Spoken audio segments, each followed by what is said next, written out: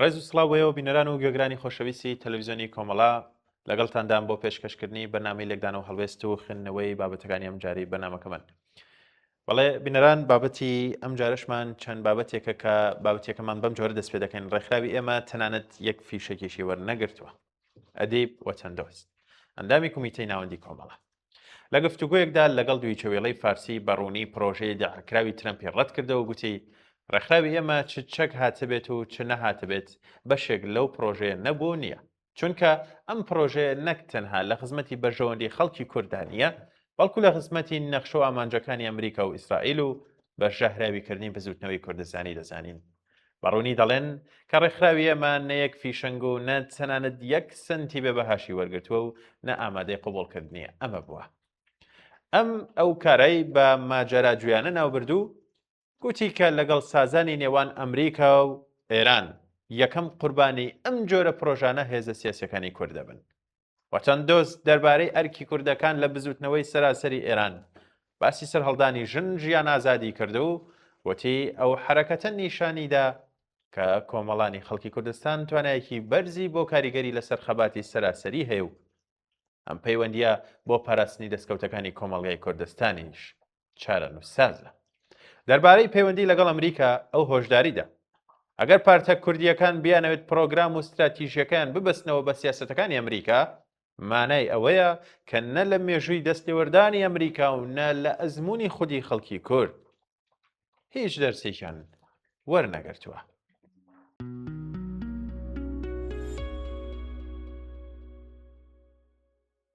دەرەنجامەکانی ڕێکەوتنی چین و ئەمریکا. چوارشەمەی ڕابردوو سەرۆکی ئەمریکا بە گەشتێکی فەرمی گەیشتە چین و دوای دوو ڕۆژمانەوەی گەڕایە واشنگتن. دەکرێت بڵێن ئەم نۆ کاتژمێر گفتوگۆیە چڕ و پڕی کە خۆیان باسییان کرد. ڕێکەوتن دوای جەنگێکی 3 مانگەی ئەمریکا دژی ئێران دێت کە جیهانی خەسبووە ناو تەنگەژەیەکی گەورەی وزە و لێرەدا دەردەکەوێت کە ڕێکەوتنی پشتی پەردە گەورەتر بۆ لەوەی ڕاگەیەنراوە، بەتایبەت لا مەسەلەی ئێراندا، چونکە تاران کە هاوپەیمانێکی نزیک و استراتیژی پەکینە ئێستا کەوتۆتە بەردەم فشارێکی دووقۆڵیەوە کە تێیدا چین وەک گەرەنتی ئاسایشی وزە و کردنەوەی گەروی هورمز دەردەکەوێت و لە بەرامبەری ژاواشنتۆن بەڵێنی نەرمبوونی داوە بەرامبەر ئەو کۆمپانیا چینیانەی نەوتی ئێرانیان کردەوە یاخۆ دەستیان لە بازاڕەکانی فرۆشی بە تایبەتوتم بێ لە چینیەکاندا هەیە. ئەمە ژیانی جۆرێک لە بازرگانی بە ئاسایشی نێودەوڵەتی کە تێیدا ترەمپ دەیەوێت جەنگەکەی بە سەرکەوتنێکی دیبلۆماسی و کردنەوەی گەروەکە کۆتایی پێبهێنێت. بە هاوکاری پەکین و لە بەرامبەریشدا شی جینپینگ بێگومان توانیوێتی مەرجی قورس بسەپێنێت لەسەر دۆسەی تایوانیش، هەرچەندە ترەمپ بەڕۆنی باسی لە کەمکردنەوەی ناردنی چەک نەکردووە، بەڵام قسەکانی وەزیری دەرەوەی چین وانگی کە باسی لە هەنگاوی کردەی ئەمریکا کرد و ئاماژەی بەوەدا کە واشنگتن لە نیگەرانیەکانی پەکین تێدەگات، نیشانەیەکی ڕوونە بۆ ئەوەی کە ئەمریکا لە پشتی پەردەوە چرای سەوزی بۆ مەسەلەی تایوان هەڵکردووە. ئەمەش وەک کارتێکی فشار لەلایەن شی بەکارهێنراوە بۆ ئەوەی ترامپ لە قوڕاوی جەنگی ئێران وەزگار بکات. راپۆرتە هەواڵگریەکانی ناوخۆی ئەمریکا کە باسییان لەوە دەکرد چین دەیەوێت سیستەمی بەرگری ئاسمانی بە ئێران بدات، ئێستا دەڵێن تەنها کارتێکی گوشار بوون بۆ ئەوەی ترەمپ ناچار بکەن بە مەرجەکانی پەکین ڕازی بێت. و تازەیش کە هەردوو لە باسییان لە سەقامگیری استراتیژی کردووە، مانای وایە جیهان بەرەو سیستەمێکی دووجەمسەری بەرژەوەندی و هاوکاری دەڕوات کە تێیدا بەرژەوەندی ئابووری لە دنیای سەرمایه‌داریدا کە لە سەروی جەنگە بچووکەکانەوە دەبێت و گەرچیش مێژوو ئەوەی نیشان داوین، بەڵام ئەم جارە لە سیاسەتێکی نوێدایە. وا دەمینرێت پرسی نەمانی چەکی ئەتۆمی ئێران خاڵی کۆکەرەوەی هەردوولا بووە، چونکە چینیش نایەوێت ناوچەکە بکەوێتە ناو پێشبڕکێکی ئەتۆمی کە کار لە بازرگانیەکەی بکات. لایەکی ترەوە پرسی ئۆکرانیا کە قسەی لێکراوە لەلایەن شیەوە وەک خاڵێکی تۆکمەی بەکار هاتووە بۆ نیشاندانی ئەوەی کە پەکین ئێستا نێوەنگیریەکی جیهانیە.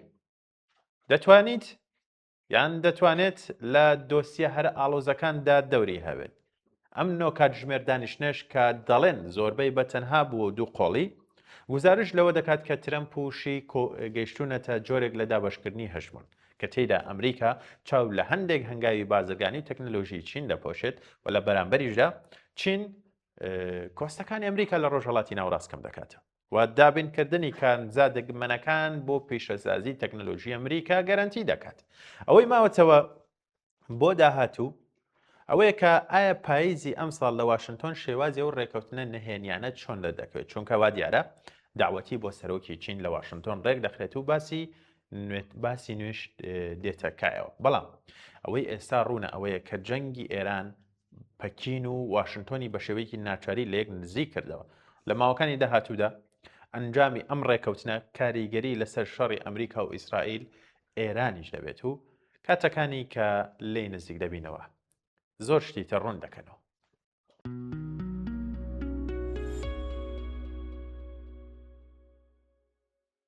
بەڵێ بینەران بابەتێکی ترمان ئامادەیە بە ناونیشانی پێکدادان یان هاو ئاهەنگی شارستانیەتیەکان. ئەم بابەتە لایەن دکتۆر پیرۆز محەممەد ئەمینەوە ئامادەکراوە. سەردانی شاندی باڵای سەرۆکایەتی ئەمریکا بۆ پەکین کە ژمارەیەک لە گەورە سەرکردە بازرگانیەکانی وڵاتەکەی لەگەڵدایە وەرچەرخانێکی گرنگ لە دیبلۆماسی جیهاندا نیشان دەدات. ئەم هەنگاوە تەنها گەشتێکی ئاسایی نییە، بەڵکو هەوڵێکی استراتێژی بۆ داڕشتنەوەی پەیوەندیەکان لە سەردەمێکدایە کە کێبڕکەی تەکنەلۆژی بازرگانی گەیشتوێتە لووتکە.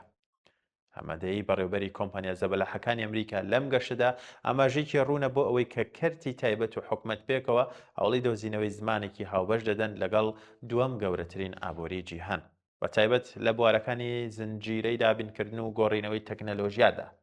لە کاتێکدا کە مێزی گفتوگۆکان پڕە لە بابەت ئابووریە دوولایەنەکان سێبەری ململانی ناوچەیەکان بەتوندی بەسەر کۆبوونەوەکاندا دەبینرێت. بەرسی ئەگەری هەڵگیرسانی شەڕی ئێران یەکێک لە بابەتە لەو هەستیارانەیە کە هەردوو زلهێزەکە ناتوانن پشتگوێ بخەن و ئەم کۆبوونەوە لووتکەیە تەنها دیدارێکی دیبلۆماسی ئاسایی نیە، بەڵکو گۆڕەپانی ململانێ و یەکلاکردنەوەی دوو دیدگای فەلسەفی جیاوازە. تیۆری پێکدادانی شارستانیەتیەکانی ساموێل هانتینگۆنتۆن کە لە بەرامبەر چەمکی هاو ئاهەنگی شارستانیەتەکان بەم جۆرەیە. لە کاتێکدا جیهان چاوەڕوانی ئەنجامەکانی ئەم لووتکێ دەکات، ئامادەی نوێنەرانی زەبەلاحی تەکنەلۆژیا و بازرگانی ئەمریکای لە ناو دڵی پەکین. ئاماژەیەکی ڕوونە بۆ ئەوەی کە بەرژەوەندی ئابوووریەکان هەوڵ دەدەن دیوارە فەرهەنگی و سیاسیەکان ڕۆتر بکەن. ئەم سەردانە لە کاتێکدا دێت کە جیهان لە بەردەم مەترسێکی گەورەی ناسەقامگیریدا بە تایبەتی لە کەرتی وزە و بازاڕە جیهانیەکاندا کە بەهۆی گەرجیەکانی پەیوەست بە ئێرانەوە گەیشتونەتە لووتکە. هەروەها نیشاندەریەوەیە کە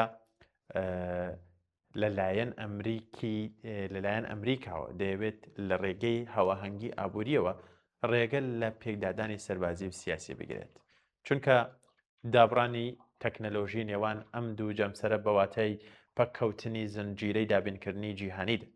لووتکەکە هەوڵێکە بۆ سەرماندنەوەی کە شارستانیەتەکان دەتوانن لە بری سڕینەوەی یەکتر لەسەر بنەمای بەرژەوەندی هاوبەش و پێشکەوتنی تەکنەلۆژی جۆرێک لە هاوسەنگی بدۆزنەوە، هەرچەندە کێبڕکەی تونند لەسەر سەرەوەی بازرگانی و دیجیتاڵی تا ڕادەیەک هەردەمێنێتەوە. ئەمە وەک بە چەرخانێک لە فەلسەفەی پێکدادانەوە بەرەو هاواهەنگیەکی ناچاری دەمێنرێت کە تێدا بەرژەوەندی مادیەکان دەبنە هۆکار بۆ ئەوەی دوو جەمسەری جیاواز لەسەر مێزی گفتوگۆ دانیشن بۆ ڕێگریکردن لە کارەساتێکی جیهانی کە هیچ کامیان لی دەرباز نابن. لە کۆتاییدا ئەم لووتکە مێژوویە تاقیکردنەوەیکی گەورەیە بۆ مرۆڤایەتی لە سەدەی 21دا.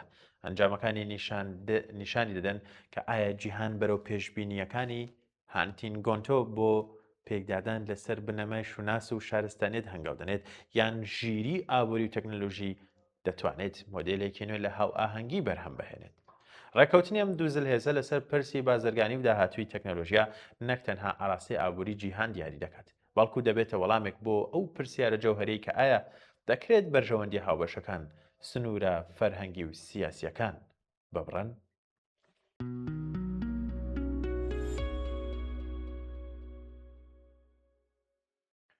لە نێوان پەتی سێدارە و یادەوەری گەلدا ڕاستی ون دەبێت.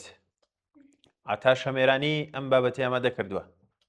دوجار دادگایەکی عێراقی فەرمانی لە سێدارەدانی بۆ عەجاجێکێک لە هەرە خوێنڕێشترینەکانی مێژووی عێراق دەرکرد.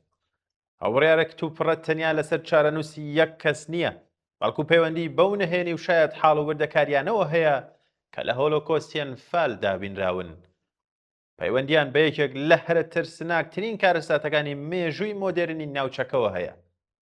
لە سێدارەدانی حەجاج فایلی شارەوەی ئەنفالە بۆ هەمیشە دەشادرێتەوە. ئەو لە سێدارەدانە دەتوانێت بە مانای داخستنی دەرگاکانی ڕاستی بێت پێشەوەی بتوانرێت بە تەواوی بکرێتەوە. هەڵمەتی ئەنفال لە مێژووی کووردە ڕووداوێکی یاسایی نییە، تەنیا ڕوبەڕووبوونەوەی سەربازی نێوان دەسەڵاتێکی دەسەڵاتدار و ئۆپۆزیسیۆنەکەی نەبوو، بەڵکو ئۆپراسیۆنێکی سیستەماتیک بوو کە گەلی کورد و خودی بوونی و شوناس و خاکەکەی کردە ئامانج. هەزاران گوند لە نەخشەی کوردستان سڕانەوە، هەتام ڕۆژدەیان هەزار ژن و منداڵ بەرەو چارەنووسێکی نادیا بردراون و چارەنووسیان ونە. هێشتا زۆرێک لە دایکان و باوکانی کورد نازانن منداڵەکانیان لەکوێ نێژاون و ژیانیان چۆن کۆتایی هاتووە. بۆیە هەر کەسێک خاوەنی وردەکارەکانی ئەو قۆناغە بێت بە مرۆڤێکی ئاسایی نازانرێت، بەڵکو بە بەشێکی دانەبراو لە یادەوەری بە کۆمەڵ دادەنرێت. ڕاستی لە حاڵەتە گەورەکاندا بە یەکجارە دایک نابێت، بەڵکو لە شاید حاڵی پرش و بڵاو ناو و فەرمان و بەڵگەنامە و دان پێدانەکانەوە کۆ دەکرێتەوە. تاوێنەکە تەواو دەبێت بۆ مێژوو. کاتێک شاید حاڵێک پێش قسەکردن دەمرێت، هەندێک جار پارچەی حەقیقەتکە جێگرەوەیان نییە، لەگەڵ ئەو کەسەدا دەبرن. ڕەنگە هەندێک بڵێن دادپەروەری لە ڕێگەی سزاوە بەدەستێت. هەردووە کەوتنەیەکیش لە جێبەجێکردنی سزاکان دەتوانرێت وەک نەرمی بەرامبەر بە تاوانەکان لێبدرێتەوە. بەڵام دادپەروەری ڕاستەقینە لە دۆسیە مێژوویە ئاڵۆزەکاندا تۆڵە سندنەوەی خێران نییە، بەڵکو پرۆسەیەکی درێژخایەنە بە ئامانجی ئاشکراکردنی هەموو ئەو شتانەی کە ڕوویانداوە، هەرچەندە بە ئازاریان شۆکەر بێت. لە ڕۆژێک لە زۆرێک لە ئەزمونونەکانی جیهاندا فایلەکانی کۆمەڵکوژی و شەڕەکان تەنها بە دەرکردنی سزای لە سێدارەدان دان نەخراوە. تەواوی وڵاتان کۆمیسیۆنی ڕاستی و ئاشتەواییان دامەزران تەنها بۆ گفتوگۆکردن لەگەڵ شاید حاڵەکان و کردنەوەی ئەرشیفەکان و ئاشکراکردنی ناوی ئەوانەی بەشدارن. چونکە تێگەیشتن کە یادەوەری بە کۆمەڵ تەنها بە سزا چاک نابێتەوە، بەڵکو بە زانینیش چاک دەبێتەوە. ڕاستی بڕیارێکی سیاسی نییە، بەڵکو مافینەوەکانی داهاتووە. ئەمڕۆ کورد تەنیا بە دوای ناوی قوربانیەکاندا ناگەڕێت، بەڵکو بە دوای چیرۆکی تەواوی ئەو شتانەدا دەگەڕێت کە ڕوویان داوە. دەیانەوێت بزانن کێ فەرمانەکانی داوە، ئۆپراسیۆنەکان چۆن ئەنجام دراون، خەڵک بۆ کوێبراوە و بۆچی هەندێک فایل تەنانەت دوای ئەم هەموو ساڵش بەنەهێنی ماونەتەوە. ترسی ڕاستەقینە مردنی تاکەکان نییە، بەڵکو مردنی ڕاستیە لەگەڵیان. کاتێک شاید حاڵەکان بۆ هەمیشە بێدەنگ دەکرێن، گێڕانەوەی ناتەواو دەست دەکەن بە سوڕانەوە و مێژوو بەرەو ڕووی لێکدانە و نکۆڵی و شێواندنی هەڵە دەبێتەوە. بۆیە پاراستنی شاید حاڵەکان و ئاشکراکردنی ڕاستیەکان دەبێت لە پێش هەموو شتێکەوە لە پێشینەی کارەکان بێت، چونکە ئەو گەلانە یادەوەریان لە دەست دەدەن ڕەنگە لە داهاتوودا تووشی هەمان چارەنووس ببنەوە. ماترسی دارترین لایەنی کارەساتە گەورەکان تەنها ژمارەی قوربانیەکان نییە، بەڵکو هەوڵدانە بۆ ناشتنی وردەکاریەکان لەگەڵ کاردا. ئەگەر یادەوەری بەڵگەدار نەبێت، دەبێتە چیرۆکی پارچە پارچە. لە کاتێکدا ڕاستی بەڵگەدار بەهێزتر لە سیاسەت و بەهێزتر لە پیر و بۆچوونەوە دەمێنێتەوە. ڕەنگە خەڵک لەبارەی عەجاجەوە ناکۆک بن، ڕەنگە بۆچوونەکان جیاواز بن سەبارەت بە ڕۆڵ و بەرپرسیارەتیەکەی. بەڵام ئەوەی زۆرێک لە سری کۆکن ئەوەیە کە هێشتا دۆسیەی ئەنفال بە تەواوی ئاشکرا نەکراوە و هێشتا پرسیار گەلێک هەن کە پێویستە وەڵامیان هەبێت. بۆیە لە سێدارەدانی هەر کەسێک کە پێدەچێت خاوەنی هەندێک لەو وەڵامان هەبێت، ترسێکی ڕەوا دروست دەکات لەوەی ئەو ڕاستیە کە دەمێنێتەوە لە دەست بچێت. لە کۆتاییدا دادپەروەری ڕاستەقینە لە پەتی سێدارە گەورەترە، قوڵترە لە بڕیارێک کە لە هۆڵی دادگا بخوڵکەندرێت یا بخوێندرێتەوە. دادپەروەری بەو مانایی کە کورد و جیهان بە تەواوی بزانێت لەو ساڵە تاریکانەدا چی ڕوویداوە. دادپەروەری واتە هەموو فایلەکان بکرێتەوە، هەموو شاید حاڵەکان دەبیستن و مێژووی وەک ئەوەی ڕوویدا دەنووسرێتەوە، نەک وەک ئەوەی دەسەڵاتدارەکان ویستویانە. بەڵێ بینەران، بەم جۆرە هاتینە کۆتایی بەرنامەی لێکدانەوە هەڵوێستی ئەم جارشمان هیوادارم بابەتەکان بە دڵی هەموو لایەکتان بوو بێت تاوەکو بەرنامەیەکی تر هەر شاد بن.